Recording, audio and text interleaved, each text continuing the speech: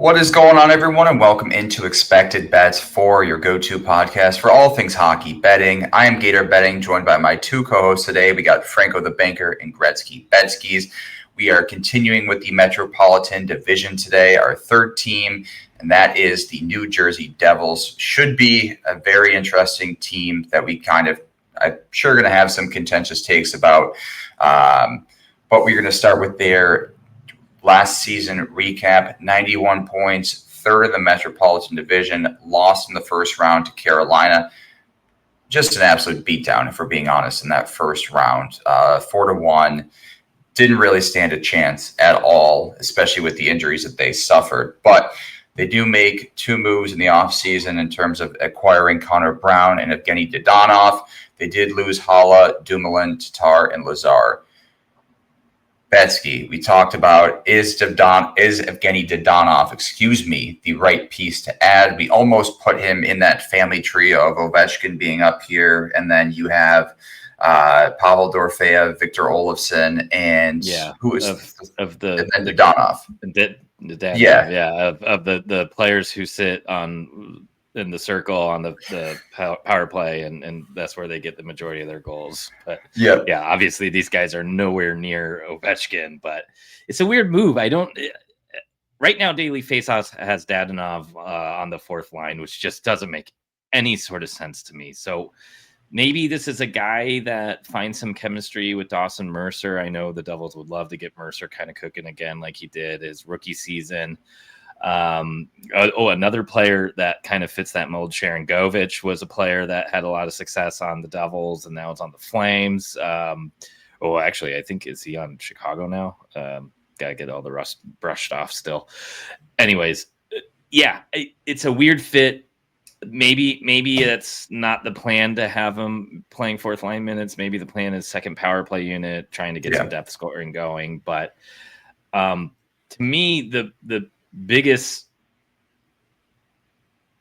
pieces that this team could quote unquote acquire is a full season of Jack Hughes and a full season of Dougie Hamilton. And that is something this team has not had for several seasons now. This team, when healthy, can be very dangerous. And I know they didn't seem to stand a chance against Carolina. As that first game in that series was really ugly too. Yeah. But as that series went on, the Devils were able to hang around a little bit more. And don't forget that last game went to double or triple overtime. And the Devils at some points were doing laps around Carolina, especially on the shots department. So this is a team that can be really tenacious when they want to be. And again, weren't fully healthy at that point. And I mean, they were kind of being strung together at that point without Hughes, Hamilton. They lost Siegenthaler like during that series, and Luke Hughes, I believe, or something crazy like that. So they're running this back, but I don't think we ever really got to see this team that they built last season to begin with. I think this team's going to turn some heads. Agreed. If everything goes according to plan and everyone stays healthy, this is certainly a team that you are going to have to consider that does have a shot. Obviously, they're most likely going to make the playoffs, but kind of advance past that first round and make things interesting for a few of these top-tier teams or serious contenders. Franco, when looking at this team, do you think Sheldon Keefe is the guy that is going to be able to get this team over the hump?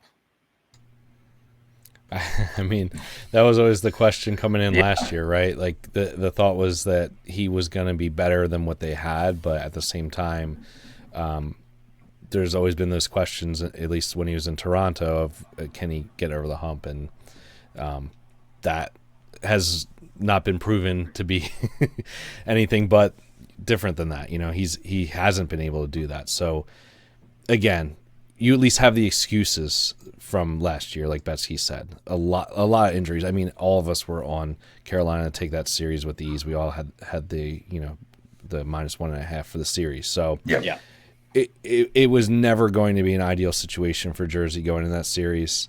But yeah, I mean, can Jack stay healthy? Can can Dougie stay healthy? I think that is the main thing about this team, and we don't know. I mean, right now on paper, you look at the lines, you look at the blue line looks good, the goaltending looks good. Markstrom's a good goaltender. Allen had a good year as well.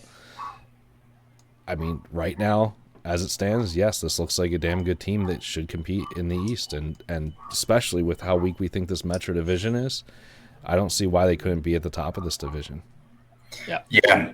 Even despite their injuries last season, they were still able to put up 91 points, as we previously mentioned. Their team regular season points total for this year is at 98.5 on FanDuel. They're minus 350 to make the playoffs.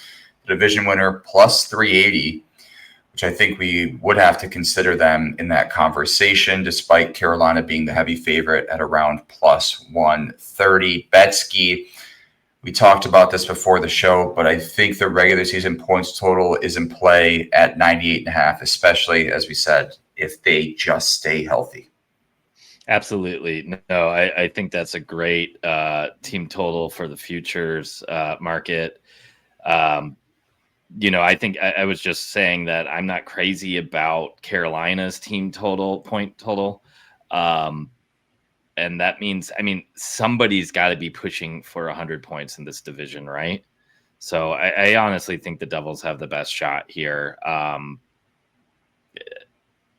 They also have over $6 million in cap space. So this is a team that can add too. There's the Quinn Hughes rumors still. If Vancouver is not performing well, and after we talked about them on paper, I think there's a lot of hope there. But if Elias Pettersson doesn't show up, and the locker room issues, that the circus that was there last year is still beating the drum there, maybe they are cutting ties with Quinn and making the trade before the season ends. So I think this is a team that has a chance to get even better than they currently are on paper. The idea of Luke Hughes and former second overall pick Simon Nemec taking another step up is something that you need to consider, because that blue line could get even better. Yeah. And this team still has a lot of star power, even though it hasn't felt like they do over the past two seasons because of injuries. So I love them for that point total. I really like them at plus 280 to win the division. I think this is a 2-horse race with Carolina, and I have some concerns there. I don't mind them for a conference winner at plus 750 here. I think other things have to happen for that to fall into place, but at that price, I don't think it's awful, and you could probably get a better price once the season gets going. I think this team is one of those teams that could really turn some heads. And again, as a team for night in, night out, I think you're going to have some nice props to look at, especially at the shot.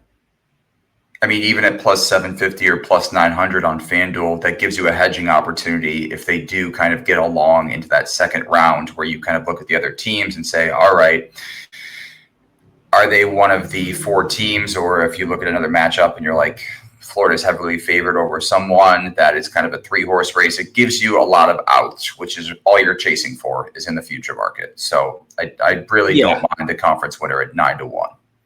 Yeah, and the way the playoff format is set up, there's a good chance that it's Florida and the Metro top team that are in that conference finals, and that would be Florida's 4th year in a row. It could happen, but they could just collapse at that point. So. The other thing, too, with the Quinn Hughes trade, I thought was interesting. I think that's a move they make not during the season, but as after the season, where that's on the table. If, let's say, things don't go right for this team this year, they want to shake up, they're going to have to lose a few of those forwards. I'm guessing that's what Vancouver is going to ask for in return. But I don't see it necessarily being a mid-season trade if they're looking to make the push. Yeah, that's a hard trade to make in season for that big of a player. Yeah. We saw it with Rantanen last year, though. So, it's not impossible either. Yep. You usually just don't see big names like that traded. No. 2026, this draft class is going to be stacked. I assume Jersey still has a first. They drafted Salayev, that giant 6'7" Russian, at pick 11 a couple of years ago. Simon Nemec, if he has an incredible year, Vancouver could look at him as a player who has a lot of Quinn Hughes' style of play and his profile. Maybe they look at him and Salayev as they get to rebuild their blue line immediately and get a first-round pick on top of it. That'd be a 2nd overall, 11th overall, and then whatever you got in 2026. Yeah.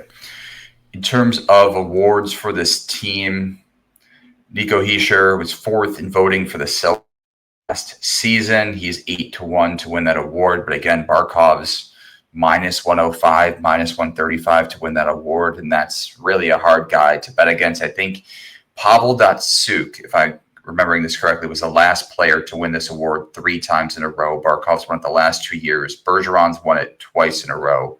I think twice. But any consideration for Hischier for the Selke? I don't mind it. I was in on him, I think, last year or maybe 2 years ago. The only thing that concerns me, though, is, last year he had to really prop the team up with Hughes out. So that kind of felt like the right time. But I don't know. No, I don't love it. I would rather try to find some big-time value on a sneakier player like Byfield. Yeah, it's a tough market, especially the Selke, just given kind of that Barkov's won it the past 2 seasons. If you have in front of you, who's number 2 and 3? I will pull it up right now, actually. Give me a second. From my handy betting guide. So Barkov's at -105, Reinhardt's at 6-1, and Nico Hischier's in that 3rd spot at 8-1. Cirelli is 4th at 10-1. Yeah, and there was a lot of push for Reinhardt to win it last year from Barkov, if you guys remember. So I think it's hard.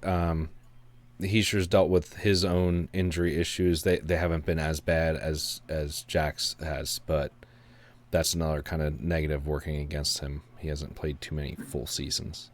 Yeah. Reinhardt was the runner-up last season for that award. Worth noting for that. Player futures.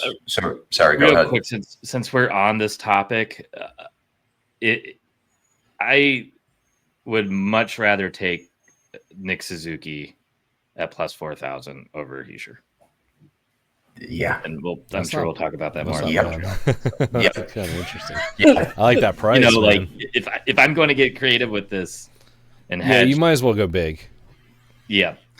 The Canadians preview could be half an hour. That could be our longest one because there's a lot of interesting props. We have to dive into that team.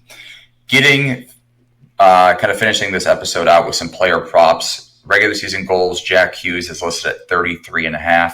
He had 27 last year in 62 games played. Highest career 43. If he stays healthy, he's going to hit that total, right?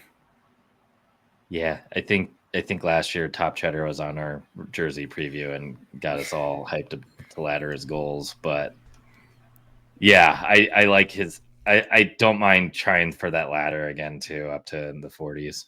In addition to Jack Hughes' goals that were kind of high on this season, Jack Hughes' points at 84.5, and Jesper Bratt is listed at 82.5. Bratt had 88 points last season. Hughes had 70 points last season. Both of those don't look terrible as well, Franco. Yeah, I mean, if you had to put a gun to my head on that one, I'm going to go Bratt, I would say, just because it comes down to the same thing when we talked about Nikolai Ehlers. I mean, it's all about health, unfortunately, with Jack. And as good of a player as he is, he's only exceeded that point total once in his career. So, and that was a season he played 78 games in and had 99 points. I mean, that was that magic year where everything kind of went right for him, and it just hasn't been the case since then. So, honestly, I would lean over on Bratt. And under on Jack, just given the numbers here. 84.5 on DraftKings for Jack Hughes. Everything needs to go right, and I hope it does. I hope it does for him personally. Like, I'm a Flyers fan, so I'm no Jersey lover by any case here, but I like Jack Hughes, the player. I think he's an exciting player to watch. He's good for the game of hockey, and I hope he plays a full season for once. The game is better with him on the ice. Yep. Correct. Last prop we can talk about, Jacob Markstrom. His win total for this season is listed at 29.5. He had 26 wins last year, 23 the previous season with Calgary, and then 23 again with Calgary. That number seems a little high, especially with Allen. Kind of feels like they're going to split more time this season. Yeah, I don't want to touch that. I don't want to take the under, but that's just a prop that there's no desire to even explore that market. Yeah, is this a case where you just go big and sprinkle his Vezina award plus 2,500? What I would rather do is sprinkle Markstrom and Allen for the William N. Jennings Award if those two get hot. That's where I would go with this team. Okay. At Markstrom at 22-1 and Jake Allen at 35-1 for the William N. Jennings. Allen's going to be able to play enough games that he's in consideration for this award. And if Markstrom does have a terrific season and Allen's kind of right behind him in terms of goals against average, that would be my long shot picks if you're dying to place a future on Jacob Markstrom or Jake Allen, for all the Jake Allen super fans out there. Yeah. I mean, this is a good goalie tandem. Let's put it that way. It is. When it really comes down to that's the way to look at it. And a good blue line in front of them. Yeah. No, I think there's certainly value in that market, especially for both those at 22-1 and 35-1. Honestly, I would just take Jake Allen at 35-1. You don't even have to take Markstrom because Allen's going to play enough games where it now becomes a tandem.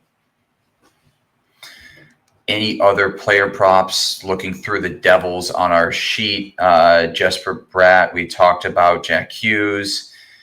Luke Hughes for 50 points at -135. He had 44 last season and 47 the year before that. Yeah. I mean, I don't mind that. I think that's that growth that you're looking for in him, right? And it's really going to depend on if he's on the top power play unit from the get-go, which I don't see any reason why he wouldn't be. I think he gets 50. If he loses that spot on the top power play unit, you're losing that bet, though. Yeah. Also, I think he gets to 50, like you said, if he stays in the first power play unit, but do you really want to lay -135 for a season-long future on a defenseman? If you can parlay stuff like this, this team actually feels like a very good team to parlay a couple of those. I mean, you could do Bratt and Luke, and don't forget too. Luke hasn't signed his contract yet. We're recording this in the middle of September, so obviously that can change. But when's he going to get to camp and start skating with the team? If he's not signed, that could be an issue. So he could start the season off slow, and that could really hurt your season-long props as well. Just something to consider. Or he gets moved. Who knows? I doubt it, but Hughes brothers swap in Vancouver. So if Luke Hughes doesn't sign long-term with the Devils, or they move him, or whatever ends up happening there, does that hurt the Quinn Hughes rumors going to Jersey? I think Luke goes to Vancouver. Man, that'd be wild. And then the pressure turns on Jack. And all the Jersey fans. The old Uno reverse card. Freaking out. All right. Any other props for this team before we wrap up our preview on the New Jersey Devils? No, I think this team is going to, as long as they stay healthy, I think this is going to be a team that surprises a little bit. Recency bias is killer, and this is a team that has struggled really badly with injuries for 2 straight years. Yep. Also a fun team to bet on. I know there's several options along the board, but that being said, there's plenty of guys that you can kind of go through the lineup and pick from. That it's going to be props galore with this team. We want to thank everyone for watching this episode of Expected Bets 4. If you enjoyed this breakdown, be sure to hit that subscribe button so you don't miss any of our other NHL betting content. You can also follow us on Twitter and Instagram at Expected Bets 4. Once more, thank you guys for listening, and we'll talk to you later. See ya.